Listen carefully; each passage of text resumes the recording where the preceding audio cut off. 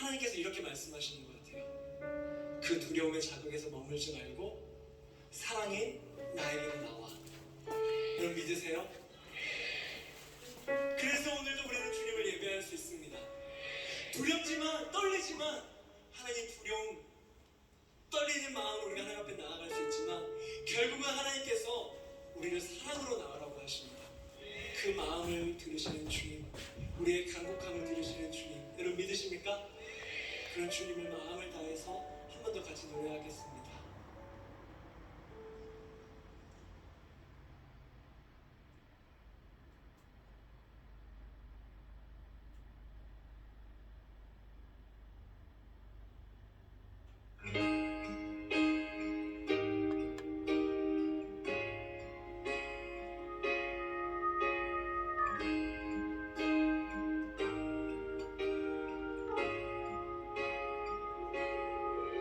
땅에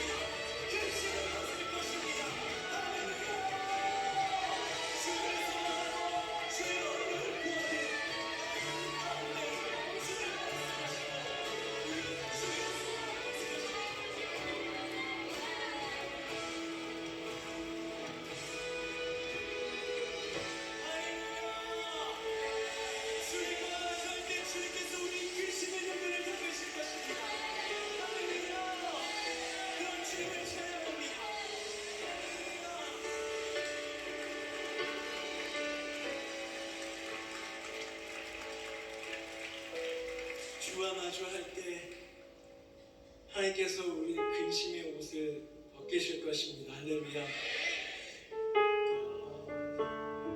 얼마 살지는 않았는데 참 하나님에 대한 고민이라고 할까요? 하나님 참 어려운 분이신 것 같아요. 믿음으로면 모든 것을 다 견딜 수 있고 신앙으로 모든 것을 다 이겨낼 수 있다고 그 배움을 따라가지 못하는 저를 볼 때 굉장히 낙심하거든요. 근데 그런 주님께서 저 천국에서 주님을 마주하면 주님께서 뭐라고 하실까? 너무나 많이 잘 듣고 여러분들 그 대답을 원하시겠지만 네, 맞습니다. 주님께서 참 수고했다라고 말씀하실 것 같아요. 여러분 믿으세요? 그러면서 우리가 입고 있는 이 근심의 옷, 이 고뇌의 옷 주님께서 벗겨주시지 않을까요? 이 세상을 살아갈 때 사단은 우리를 계속 두려움으로 자극합니다. 실은 저에게 날마다 그러거든요. 어렸을 때부터 신앙생활하고 믿음의 가정에서 태어나서 하나님 어떤 분이라고 많은 것을 알았지만 저는 하나님을 오해했습니다. 하나님께 조금이라도 잘못하면 하나님께서 바로 저를 생명책에서 지워버리실 줄 알았어요. 그런데 그 마음이 하나님이 주시는 마음이 아니라 사단이 주는 마음이더라고요. 세상에서 사단은 우리를 계속 자극합니다. 차라리 하나님 안 계신다고 말하면 좋겠는데 이렇게 자극하는 것 같아요. 네가 어떻게 하나님 믿어? 너 안 돼. 다른 사람 봐. 너보다 믿음이 좋으니까 저렇게 잘 살잖아. 여전히 형편없는 제 삶을 보면서 사단이 정죄할 때 하나님께서 이렇게 말씀하시는 것 같아요. 그 두려움의 자극에서 머물지 말고 사랑이 나에게로 나와. 여러분 믿으세요? 그래서 오늘도 우리는 주님을 예배할 수 있습니다. 두렵지만 떨리지만 하나님 떨리는 마음으로 우리가 하나님 앞에 나아갈 수 있지만 결국은 하나님께서 우리를 사랑으로 나아가라고 하십니다. 그 마음을 들으시는 주님, 우리의 간곡함을 들으시는 주님, 여러분 믿으십니까? 그런 주님을 마음을 다해서 한 번 더 같이 노래하겠습니다.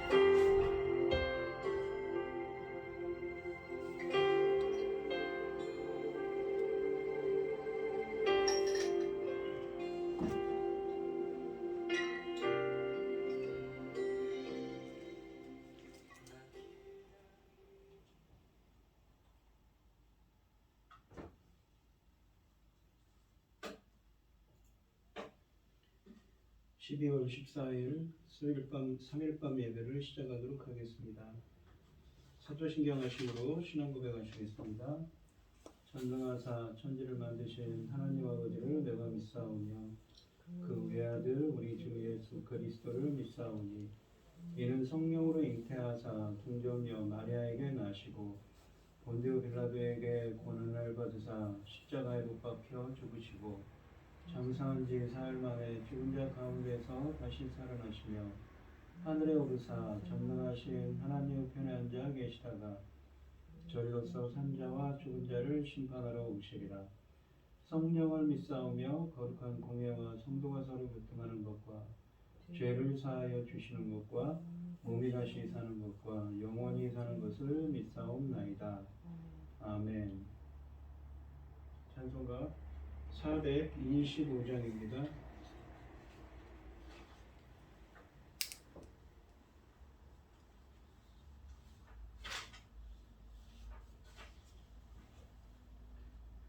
주님의 뜻을 이루소서. 고요한 중에 기다리니 진흙과 같은 날 빚으사 주님의 형상 만드소서. 주님의 뜻을 이루소서. 주님 발 앞에 엎드리니 나의 맘속을 살피시사 눈보다 희게 하옵소서. 주님의 뜻을 이루소서. 병들어 몸이 피곤할 때 권능의 손을 내게 펴사 강건케 하여 주옵소서. 주님의 뜻을 이루소서. 온전히 나를 주장하사 주님과 함께 동행하는 만민이 알게 하옵소서. 아멘. 오늘 함께 하실 하나님의 말씀은 이사야서 10장 20절로 34절입니다. 성경 교독을 하시고 고현희 집사님 기도해 주시겠습니다. 제가 먼저 읽겠습니다. 그날에 이스라엘의 남은 자와 야곱 족속의 피난한 자들이 다시는 자기를 친자를 의지하지 아니하고 이스라엘의 거룩한 이 여호와를 진실하게 의지하리니 남은 자 곧 야곱의 남은 자가 명하신 하나님께로 돌아올 것이라. 이스라엘이여 내 하나님이 바다의 모래 같을지라도 남은 자만 돌아오리니 넘치는 공의로 파멸이 작정되었습니다. 이미 작정된 파멸을 주 만군의 여호와께서 온 세계 중에 끝까지 행하시리라. 그러므로 주 만군의 여호와께서 이르시되 시온에 거주하는 내 백성들아 아수르가 애굽에 한 것처럼 막대기로 너를 때리며 몽둥이를 들어 너를 칠지라도 그를 두려워하지 말라. 내가 그러지 아니하여 내게는 분을 붙이고 그들은 내 진노로 멸하리라 하시도다. 만군의 여호와께서 채찍을 들어 그를 치시되 오랫바위에서 미디안을 쳐 죽이신 것 같이 하실 것이며 막대기를 드시되 바다를 향하여 애굽에서 하신 것 같이 하실 것이라. 그날에 그 무거운 짐이 네 어깨에서 떠나고 그의 멍에가 목에서 벗어지되 기름진 까닭에 멍에가 부러지리라. 그가 아야스에 이르러 미그론을 지나 믹마스에 그의 장비를 두고 성나무 그들에서 익숙하니 라마는 들고 사울의 기도는 도망하더라. 딸 갈리마 큰 소리로 외칠지어다. 라이사야 자세히 들을지어다. 가르나다 너 안아두시어. 맨만에는 피난하여 객인 주민은 도망하도다. 아직 이 날에 그가 노베 서시고 딸 시온산 곧 예루살렘 산을 향하여 그 손을 흔들리로다. 보라 주 만군의 여호와께서 혁혁한 위력으로 그 가지를 꺾으시리니 그 장대한 자가 찢길 것이요 그 높은 자가 낮아질 것이며 새로 그 빽빽한 숲을 베시리니 레바논이 권능 있는 자에게 배임을 당하리라. 아멘. 기도하겠습니다. 여호와는 그를 경외하는 자고 그 인자하심을 바라는 자를 살피사 그들의 영혼을 사는 것을 건지시며 그들이 굶주릴 때에 그들을 살피시리다. 우리 영혼이 여호와를 바라며 그는 우리의 도움과 방패시로다. 우리 마음이 그를 즐거워하며 우리가 그 성호를 의지하였기 때문이다. 여호와여 우리가 주의 바라는 대로 주의 인자하신 우리에게 베푸소서. 주님의 귀한 말씀은 내 발의 빛이요 목마른 사막길의 샘물 같도다. 굶주린 나의 영혼을 만나로 먹이고 내가 길 밝게 비추니 그 말씀은 귀하다. 하늘의 깊은 지혜를 깨닫게 하시고 주 말씀 깊이 알도록 인도하소서. 천지 만물을 지으신 전능하신 하나님 아버지, 어리석고 보잘것없는 저희를 자녀 삼으시고 아버지의 사랑 가운데 살아가게 하심을 감사드립니다. 아멘. 혼란스러운 이 세상에서도 이 시간 하나님께 예배드릴 수 있도록 인도하셨으니 감사합니다. 전능하신 하나님 아버지, 지금은 중대한 시대, 열매를 거두실 시대입니다. 아버지께서 열고 계시는 열매 거둘 시대입니다. 하나님이 받으실 열매들이, 이 열매는 얼마나 귀한지 사랑하는 아버지 하나님, 열매를 위하여 주님 십자가에 죽으셨습니다. 이 귀한 열매 받으실 이 중대한 시대에 저희 나라를 제사장 나라까지 삼으셨는데, 아버지 하나님, 지금 저희 나라가 엉망이지 않습니까? 하나님 아버지, 이것들은 다 저희들이 다 하나님 앞에 옳지 못하게 행했기 때문에 하나님 미리 말씀하셨음에도 우리가 정신 차리지 않아서 아버지 선택을 잘못해서 이런 일이 생겼을 것이랍니다. 아버지 하나님 용서해 주시옵시고 속히 아버지 기뻐하신 대로 회복하여 주시옵소서. 아멘. 전능하신 하나님 아버지, 이 귀한 열매 거둘 시대에 당신의 사랑하는 종 열매 거둘 말씀으로 강단에 세워주심을 참으로 감사드립니다. 이 열매로 말미암아, 열매 거둘 말씀으로 말미암아 아버지 하나님, 당신의 사랑하는 열매, 그 열매들 그리스도의 신부들이 넉넉히 나올 수 있도록 아버지 도와주시옵소서. 사랑하는 아버지 하나님, 저희들은 아버지 어려운 시대를 만났습니다. 전쟁을 일으키는 자가 있지 않는가, 또 전염병이라는 또 아버지 하나님 힘든 시기를 지나고 있습니다. 아버지 하나님, 빨리 끝날 것 같지가 않습니다.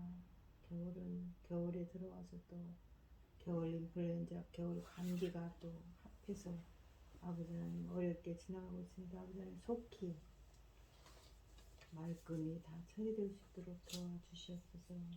전능하신 하나님 아버지, 참으로 귀한 역사, 아버지 하나님의 천금 같은 귀한 말씀을 그 열매 거둘 말씀으로 아버지 하나님 이루어 가실 때에 참으로 하나님 기뻐하시는 그 일을 이루실 일을 생각하니 아버지 하나님 너무너무 감사합니다. 전능하신 하나님 아버지, 오늘 말씀도 아버지 하나님 남은 자만 돌아오라는 아버지 귀한 말씀입니다. 아버지, 남은 자가 누구입니까? 하나님께 돌아올 자 아닙니까? 아버지 하나님, 천금 같은 귀한 말씀으로 아버지 하나님 그 말씀을 잘 새겨먹고 하나님 앞에 온전한 하나님의 자녀로서 아버지께 드려질 수 있는 놀라운 역사가 이루어지게 하시고, 아버지 하나님, 저희들은 아버지 명령 따라서 여기까지 왔습니다. 시작한 것도, 신학을 시작한 것도, 또 목사로 세운 것도 다 하나님이 하시지 않았습니까? 아버지 하나님 시작하십니다. 아버지 하나님 참 그 좋은 결론으로 아버지께서 심히 좋았다라는 결론이 나올 수 있도록 아버지 도와주시옵소서. 전능하신 하나님, 신학을 자청해서 한 것도 아니고 아버지 하나님께서 거의 아버지 해추리를 두다시피 하여 아버지 하나님 우리는 여기까지 왔습니다. 아버지, 천문 같은 귀한 이 시대에, 열매 거둘 이 시대에 말씀을 들고선 아버지 하나님 당신의 사랑하는 자 아버지 천문같이 아끼는 줄 아는 아버지 감사합니다. 앞으로 아버지께서 주신 사명을 잘 감당하고 아버지 앞에 갈 수 있도록 도와주시옵소서. 이 모든 말씀 억만 죄악 가운데서 우리를 구원하여 주신 예수 그리스도 이름으로 기도합니다. 아멘. 오늘 본문 말씀의 제목은 남은 자가 돌아오리라입니다. 지난 시간까지 보시면은 이 하나님의 도구인 앗스루가 북이스라엘을 침공함으로 북이스라엘이 멸망하리라고 말씀하셨는데, 그 하나님은 오늘 본문에서는 계속해서 남은 자들의 귀환과 회복, 그리고 앗스루의 심판을 말씀하고 계십니다. 하나님이 적과 어려움에 둘러싸여 있는 남은 자들을 보호하시는 것은 매우 인상적인 표현이지요. 20절로 23절 말씀을 보시면, 그날에 이스라엘의 남은 자와 야곱 족속의 피난한 자들이 다시는 자기를 친자를 의지하지 아니하고, 자기를 친자가 누구입니까? 바로 앗수르죠. 이스라엘의 거룩하신 이 여호와를 진실하게 의지하리니 남은 자 곧 야곱의 남은 자가 능하신 하나님께로 돌아올 것이라. 하나님 이스라엘이여 내 백성이 바다와 모래 같을지라도 남은 자만 돌아오리니. 이 이사야서 10장 22절은 로마서 9장 27절 말씀에서 인용을 하고 있습니다. 넘치는 공의로 파멸이 작정되었습니다. 공의라는 건 하나님의 속성 중에 공정하신 하나님이죠. 이미 작정된 파멸을 주 만군의 여호와께서 온 세계 중에 끝까지 행하시리라. 그러니까 남은 자는 돌아오는데 작정된 파멸을 행하시는 거예요. 언제요? 20절에 보면 그날에. 그날이란 건 언제입니까? 바로 주님이 임하시는 날. 주님이 행하시는 날이죠. 그러니까 성경에서 나오는 여호와의 날이라는 건 주님이 임하시는 날입니다. 이 주님이 구원하실 것을, 남은 자를 구원하실 것을 말씀하고 계신데, 이스라엘은 앗수르를 통하여 하나님의 심판을 받았습니다. 그러나 완전히 멸망하는 심판은 아니었고 분명히 남은 자들이 있다고 20절에 말씀하십니다. 죄로 인해 주님의 백성에게 피할 수 없는 심판이 다가온다 할지라도 결코 좌절할 일이 아닌 것은 하나님이 신실한 소수를 남겨두실 것이기 때문입니다. 이 같은 사실이 암울한 시대를 살아가는 백성에게 소망으로 작용할 수도 있습니다. 다시는 자기를 친자를 의뢰하지 아니하고 라는 말은 이스라엘의 남은 자들이 역대하 28장 23절로 24절 말씀처럼 그들이 이전에 행하던 것 같이 하나님 외의 다른 것을 의지하지 않게 된다는 사실로서 하나님께서 유다를 앗수르의 손에 붙이사 징계하신 목적이 이루어진 상태를 말합니다. 그렇다면 남은 자들은 어떤 사람들인가요? 그들은 진실로 하나님을 의뢰하는 자들이라고 20절에 말씀하십니다. 믿음이 있는 자들인 것입니다. 즉 인간을 의지하고 인간의 계획을 추구하는 대신에 전적으로 하나님만을 바라보고 하나님의 계획을 추구하고 그것을 이루기 위해 하나님의 뜻인 공의와 정의를 행하는 자들입니다. 그들은 또한 하나님께로 돌아올 자들이라고 21절에 말씀하십니다. 회개하는 사람들인 것입니다. 선지자는 이미 1장에서부터 회개하는 자들만이 남은 자들이 될 수 있다고 여러 차례 선언했습니다. 또한 하나님을 신뢰하는 사람들만이 그의 구원을 볼 것임을 선언하기도 했습니다. 이사야 선지자는 남은 자는 돌아올 것이라고 21절에 말씀하시는데 이 말씀은 7장 3절과 4절에서 이사야의 아들 스알 야숲, 그러니까 이스라엘의 아들인 스알 야숲의 이름을 그대로 풀이한 것이 남은 자는 돌아올 것이다 라는 말입니다. 본문에서는 북왕국 사람들에게 긍정적인 예언으로 작용하고 있습니다. 또한 21절에 그 능하신 하나님이라는 표현은 9장 6절에서 사용된 적이 있으며 하나님의 능력을 강조합니다. 전쟁을 설명하고 있는 본문에 더 적합한 표현인데 하나님이 계획하시는 일은 모두 반드시 이루어질 것을 암시하고 있습니다. 하나님은 정복자들로부터 이들을 해방시키고 평안을 주실 것입니다. 그러나 22절에 보시면 이스라엘의 자손이 바다와 모래와 같이 많아도 이 돌아올 사람의 숫자는 한정되어 있다고 합니다. 이사야는 남은 자가 이들이 하나님만을 의지하는 자들이고 경건한 소수라는 것을 보여주고 있습니다. 아까도 말씀드렸듯이 22절 말씀은 로마서 9장 27절에서 인용을 합니다. 남은 자만 구원받는다는 말은 대다수는 실패하고 소수만 구원받는다는 것을 의미하는데 이스라엘 중 남은 자의 구원에 대해 말합니다. 남은 자는 이스라엘 백성 가운데 하나님의 은혜로 끝까지 하나님을 신뢰하는 자이기도 합니다. 이스라엘 자손이 바닷가의 모래같이 번성하는 것은 아브라함에게 약속하신 축복이었지만 이스라엘 민족의 죄는 극소수의 남은 자가 되게 할 것을 예언하고 있는 것이지요. 과거에는 아브라함의 자손이면 누구나 하나님의 은총을 입었는데 이제부터는 분류하시겠다는 뜻입니다. 오늘날도 많은 사람들이 마치 교회에 속해 있기만 하면 만사가 형통하는 것으로 생각합니다. 그것은 잘못된 생각인 것이지요. 또한 하나님이 일이 이렇게 진행되도록 직접 지휘하실 것이라고 하십니다. 약속의 성취를 위해 심판하신다고 본문에 하십니다. 이스라엘은 언약의 복을 누리면서도 언약의 의무는 저버렸지요. 그래서 작정된 심판을 돌이킬 수 없는 것입니다. 그러나 하나님은 이들을 소돔처럼 멸하지 않고 얼마를 남겨두신다고 하십니다. 이 남은 자는 새롭게 바다의 모래와 같이 민족을 이룰 약속의 씨앗입니다. 하나님이 주신 번성한 교회라도 그 복에 합당한 언약적 사명에 소홀하다면 작정된 심판을 면치 못할 것입니다. 형식적인 교인이 아니라 오직 하나님을 의지하는 신실한 남은 자가 하나님 나라를 이룰 거룩한 씨인 것입니다. 24절로 27절 말씀을 보시면 그러므로 주 만군의 여호와께서 이르시되 시온에 거주하는 내 백성들아, 이게 시온이라면 예루살렘이죠. 아수르가 애굽이 한 것처럼 막대기로 너를 때리며, 그러니까 마치 애굽이 이스라엘을 이스라엘에게 그런 어떤 고난을 견디게 하고 어려움을 준 것처럼 아수르가 그렇게 한다는 것이죠. 몽둥이를 들어 너를 칠지라도 그를 두려워하지 말라. 내가 오래지 아니하며 내게는 분을 그치고 그들은 내 진노로 멸하리라 하시도다. 아수르를 멸하실 것을 말합니다. 다시 한번.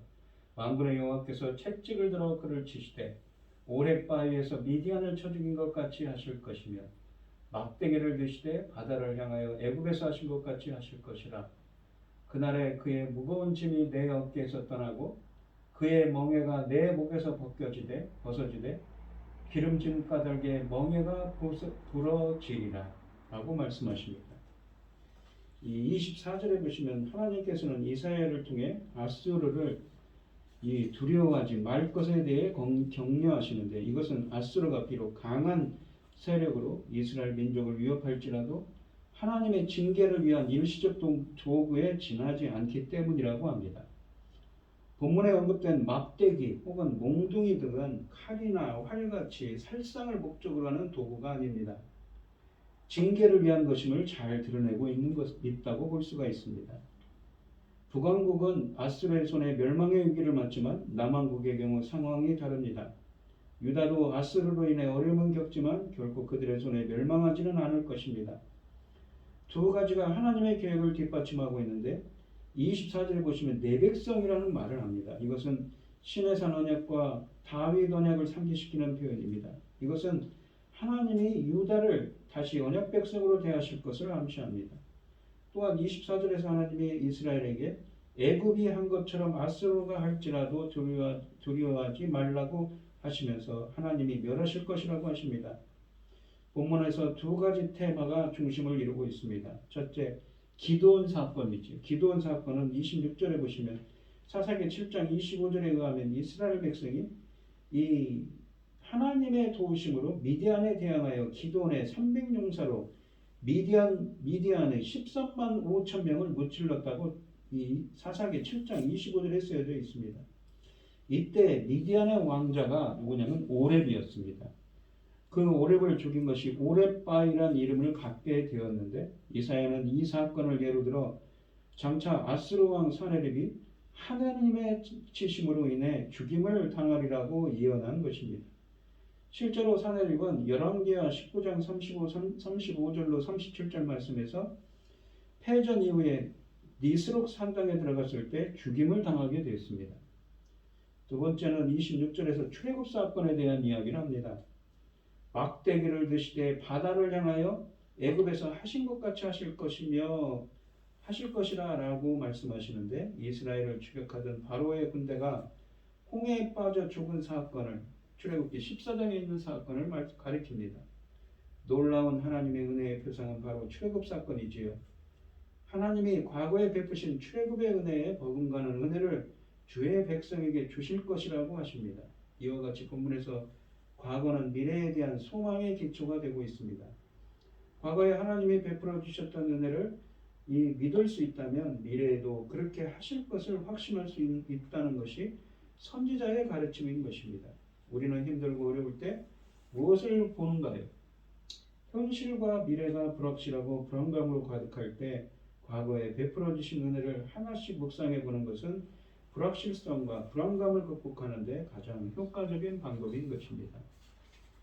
여기서 막대기로 번역된 이 히브리어는 마테라는 말인데, 24절에서는 아수르가 유다를 후려치는 막대기로 말씀하십니다. 그런데 26절에는 어떻습니까? 하나님이 아수르를 몽둥이질 하신다고 하죠. 그 막대기로 말입니다. 아수르는 몽둥이로 흥해 몽둥이로 망하고 있는 것입니다. 하나님이 이스라엘의 압제자를 몽둥이로 치시니 주의 백성에게 해방이 임한다고 27절에 말씀하십니다. 무거운 짐은 노예 생활의 억눌림을 상징합니다. 아수르가 강제로 지어준 노예 생활로부터 해방될 때가 온 것입니다. 멍해라는 것은 남의 권한에 구속되어 있는 속박을 의미하는데 아수르의 관습으로부터 자유로워질 날이 올 것이라고 하십니다. 27절 말씀은 그날에 그의 무거운 짐이 내 어깨에서 떠나고 그 멍에가 내 목에서 벗어지게 될 것이라고 말합니다. 여기서 어깨, 멍에와 같은 표현은 9장 4절에서 이미 언급된 것입니다. 이로써 10장 27절에 미래의 남은 자가 구원을 받는 이유는 무엇입니까? 바로 9장 1절로 7절에 있는 문맥에서 암시된 메시아의 사역 때문임을 일깨워 줍니다. 한편 이 27절의 후반절에서 기름진 까닭에 멍에가 부러지리라 라고 하시는데 여기서 사용된 기름진 까닭에는 헬라어 원문으로는 기름 앞에서 또는 기름 부음 때문에 라고 해석할 수가 있습니다. 이 기름 부음이라는 것은 여호와의 기름 부으신 자, 즉 메시아를 뜻하는 말입니다. 결국 이 말은 죄인들의 멍에가 십자가 앞에서 부서지고 해방됨을 나타냅니다. 기름 부음 받은 자는 이미 다윗 때부터 예언된 메시아의 이 칭호였던 것이죠. 그러니까 이 이사야 본문은 단순히 그냥 나중에 출애굽을 해서 새로운 출애굽을 해서 이스라엘 백성들이 애굽에서 탈출해서 구원받은 것처럼 바벨론에서 다시 돌아올 것이라는 말씀뿐만 아니라 무엇이 담겨 있습니까? 바로 예수 그리스도의 구원에 대한 이야기가 암시가 들어있는 것이죠. 그러니까 이러한 이야기가 이 이사야서 전체에 흩어져 있고 신약성경까지 이어지는 이야기입니다. 이 24절로 27절은 열국을 대표하는 아수르, 나중에 바벨론이 멸망할 때 제2의 출애굽 기적을 통해 남은 자들이 돌아오게 될 것을 예고합니다. 과거 홍해바다에서 막대기를 들어 길을 내신 것처럼 하나님은 포로로 끌려간 남은 자들을 위해 길을 만들고 돌아오게 하실 것이라고 26절에 말씀하십니다.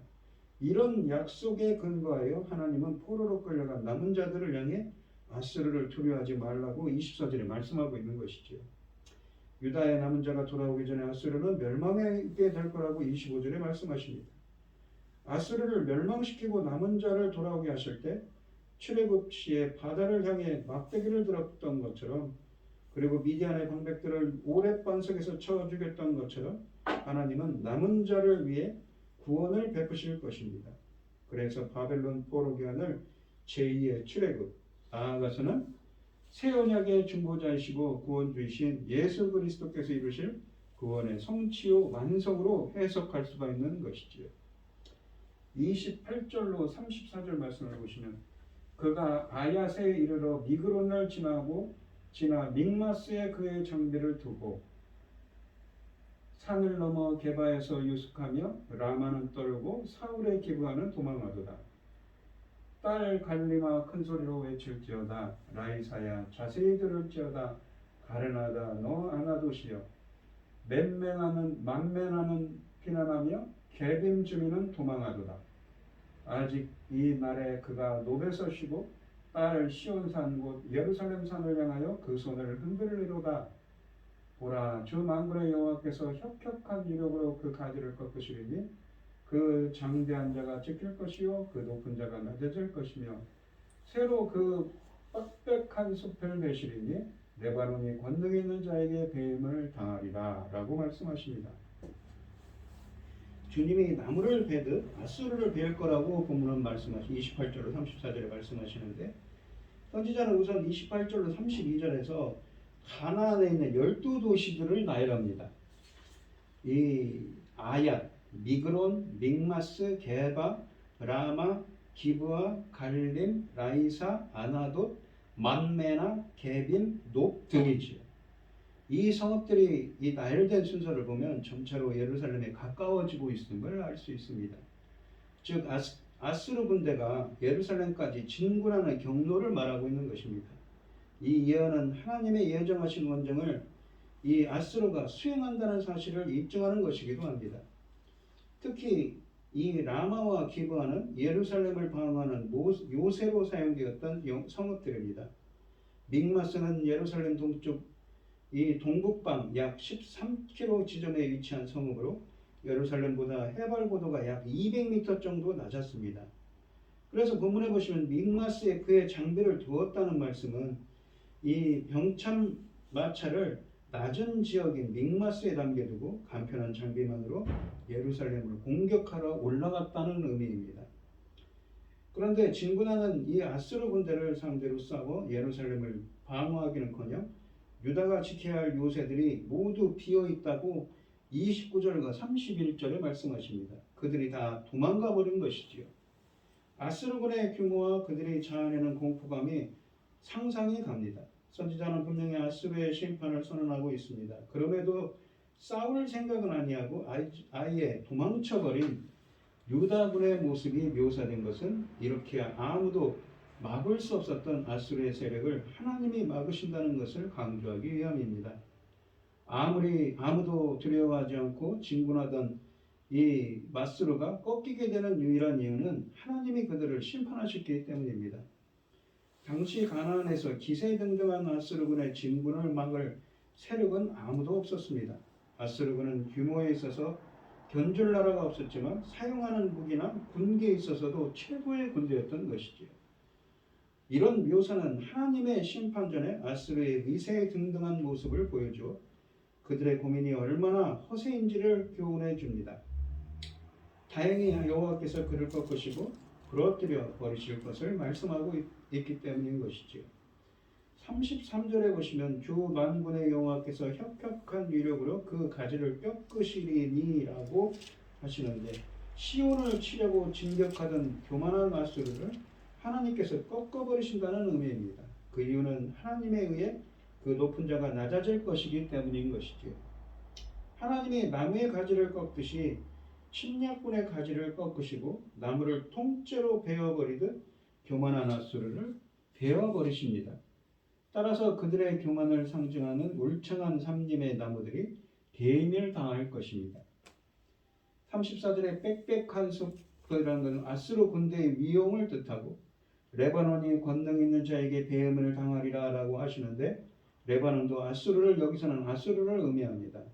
즉 권능 있는 자이신 하나님께서 아수르를 유다와 같이 그루터기도 남기지 않고 이 은총도 없이 완전히 멸망시키는 것입니다. 그러므로 침략군은 더 이상 진군하지 못한다는 것이 이 말씀이고 이 예언은 이 이사야서 37장 33절로 38절에서 성취되었습니다. 승승장구하던 아수르를 멸하십니다. 유다의 성읍들을 휩쓸며 진군하던 아수르에게는 어느 하나 거칠 것이 없어 보였습니다. 마지막 남은 시온 성도 풍전등화 같았습니다. 그러나 선지자는 절망하고 두려워하는 백성에게 우뚝 솟은 나무를 찍어 넘어뜨리시는 하나님의 권능을 전합니다. 힘을 합쳐오는 아수르 군대라도 권능 있는 자 앞에서는 바람에 날려 사라지는 겨일 뿐입니다. 지금 내가 감당할 수 없는 문제도 능하신 주님이시라며 능히 헤쳐나갈 힘을 주실 것입니다. 하나님의 도구인 아수르가 북이스라엘을 침공함으로 북이스라엘이 멸망하리라고 말씀하신 하나님은 본문에서 계속해서 남은 자들의 귀한 회복 그리고 아수르의 심판을 말씀하고 계셨습니다. 오늘 본문에 보시면 여기서 남은 자들이란 좁게는 아수르의 침공을 통해 하나님의 권능을 깨닫고 회개한 이스라엘 백성들을 말하며 넓게는 바벨론의 침공으로 포로로 잡혀간 이스라엘 백성 전체를 지칭하기도 합니다. 실제로 이 예언은 이 주전 722년 북이스라엘의 멸망과 주전 586년 유다의 멸망으로 포로 신세가 된 많은 사람들이 주전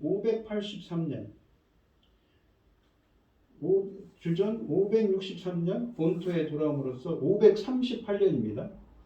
본토에 돌아옴으로써 실현되었습니다. 이는 하나님의 심판이 멸망 그 자체를 목적으로 하지 않고 쭉정이는 버리시되 알곡을 보존하는 것을 목적으로 합니다.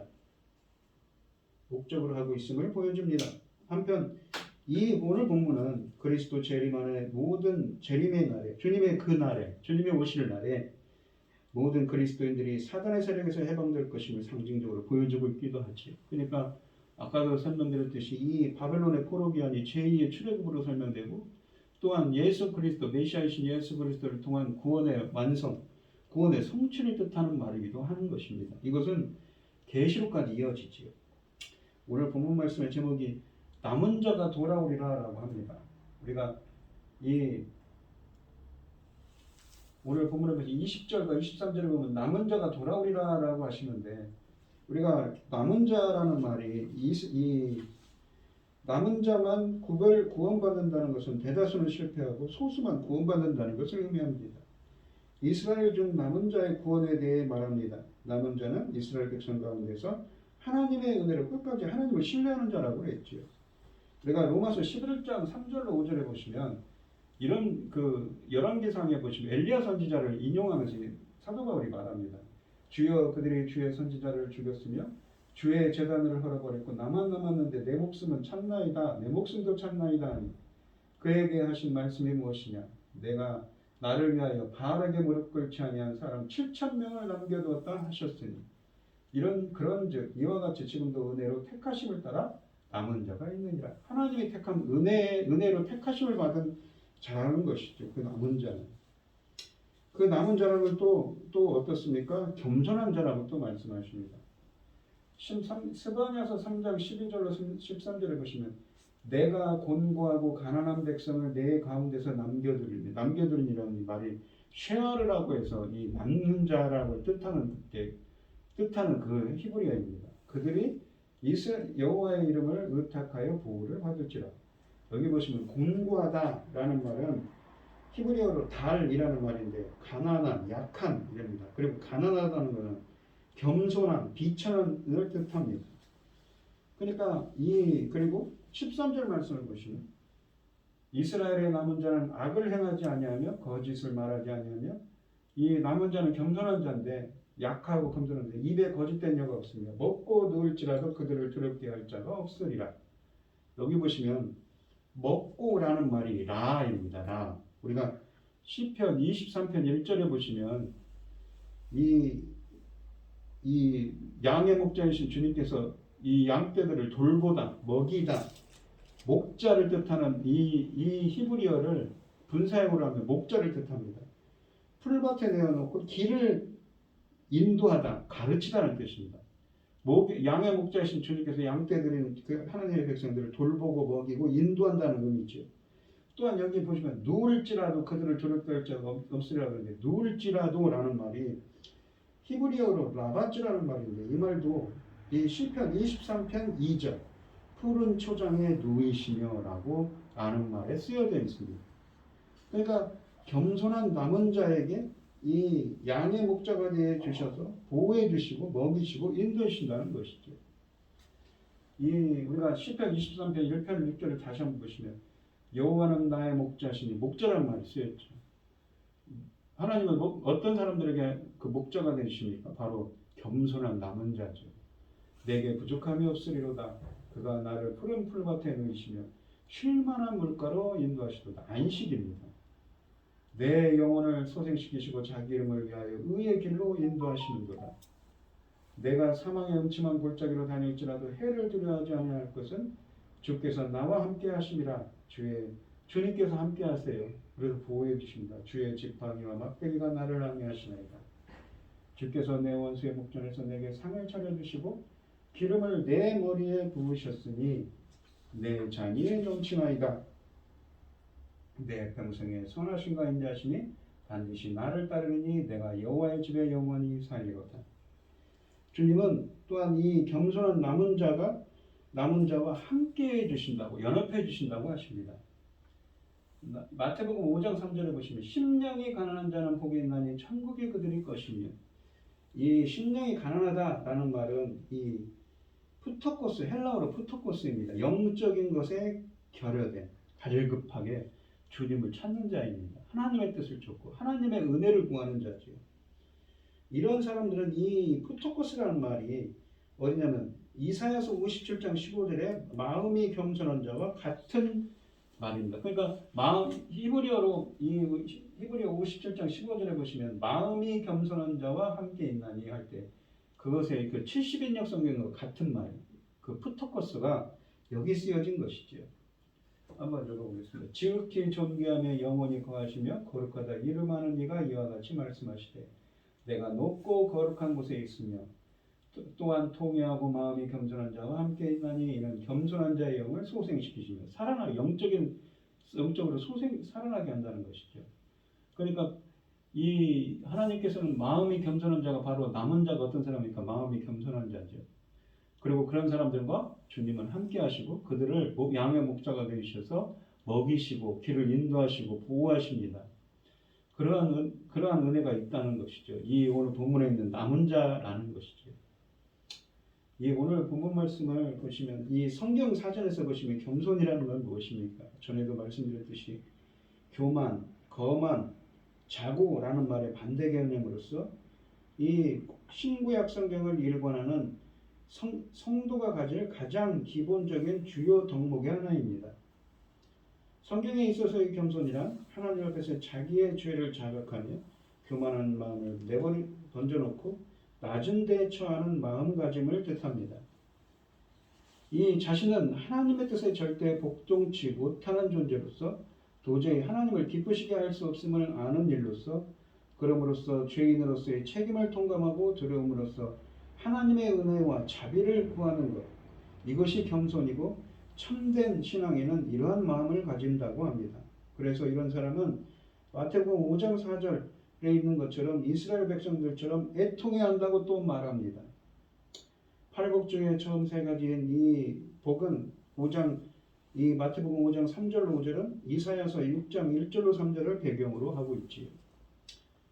이 남은 자는 구속사의 여러 단계에서 하나님께서는 모든 사회나 국가의 전반적인 타락 속에서 선택된 소수를 남겨둠으로써 하나님의 보편적 심판에서 건져주시고 그 사람들을 통하여 새로운 구역사역을 이루어 가셨습니다.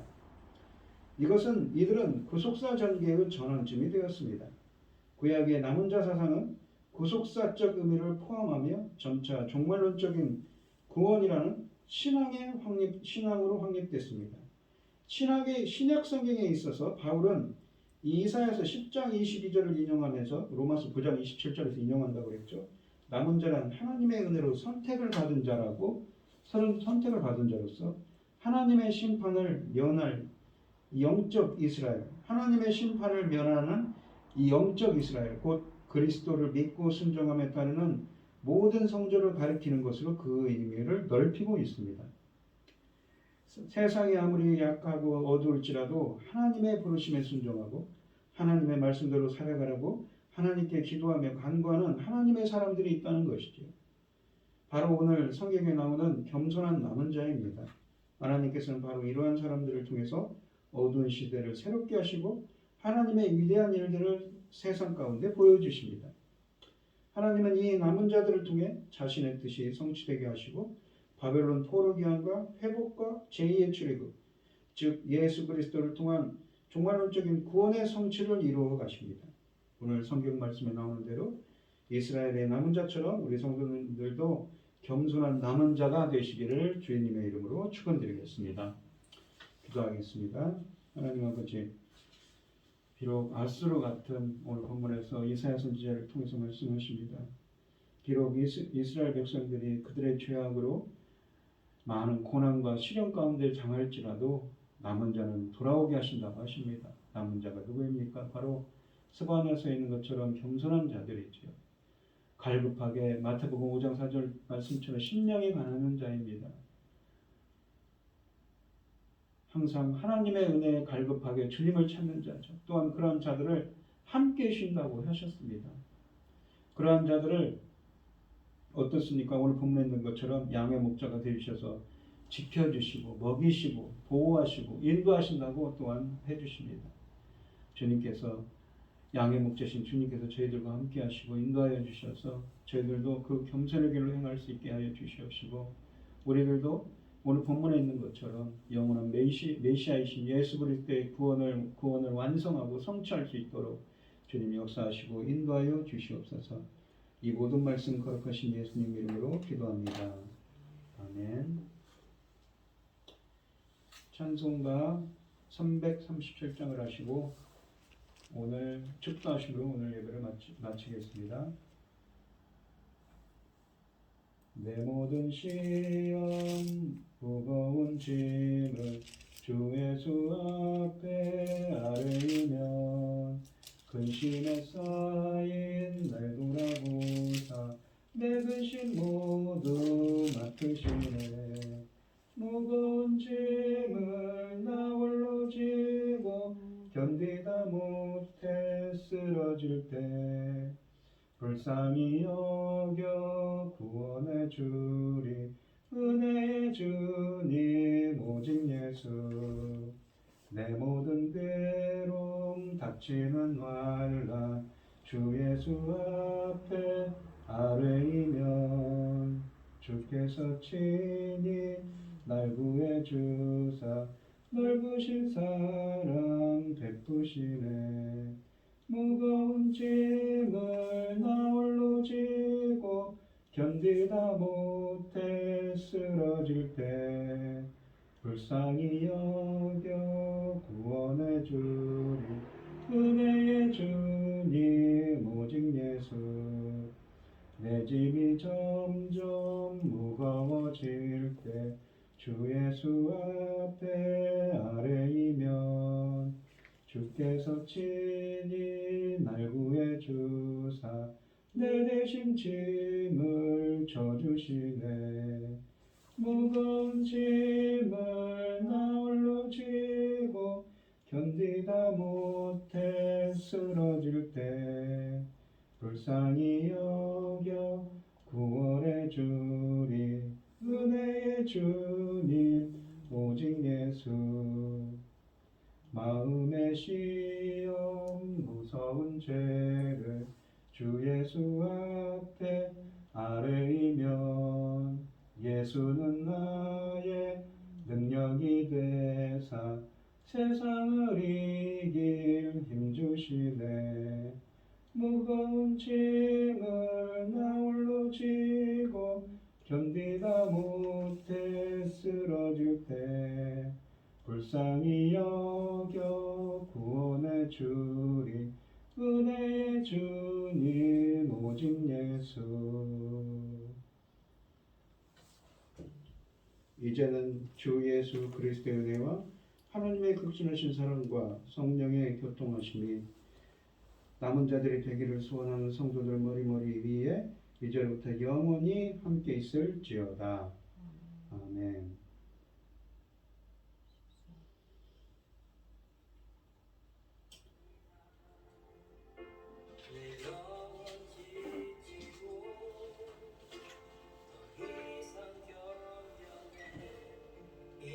자